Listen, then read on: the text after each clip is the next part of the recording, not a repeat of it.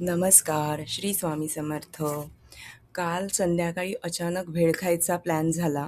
त्यामुळे मग रात्री जेवण फार कमी जेवलं गेलं आणि हा एवढा भात आता उरलेला आहे.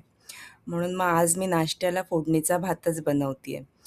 पण हा भात ना मी थोडा वेगळ्या स्टाईलने बनवणार आहे. तर चला तयारीला सुरुवात करूया.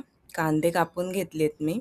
एका बाजूला कढई गरम करून त्यामध्ये तेल आणि फोडणीसाठी मोहरी, मिरच्या, कढीपत्ता आणि सोबत घालत आहे मी इथे पाववाटी शेंगदाणे आणि थोडंसं आपलं चिवड्याचं जे डाळं असतं ते डाळं. आणि आता हे छान परतायचं आहे.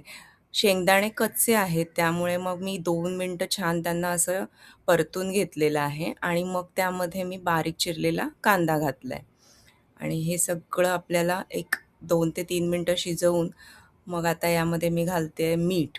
मी भात शिजत असताना मीठ घालते, त्यामुळे त्या बेताने मी घातलेलं आहे. आणि नंतर मी हिंग आणि हळद घातले.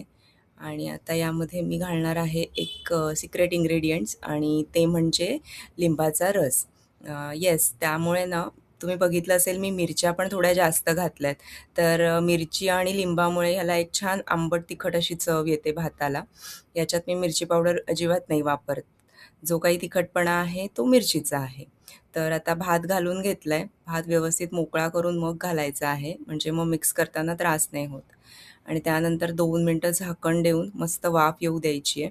आणि खाण्यासाठी तयार आहे फोडणीचा भात. सोबत मी नावले काकूंनी आमच्या दिलेले पापड घेतलेत आणि मस्त असा फोडणीचा भात नाश्त्याला तयार आहे. रेसिपी आवडली तर लाईक, शेअर आणि सबस्क्राईब करा. बाय.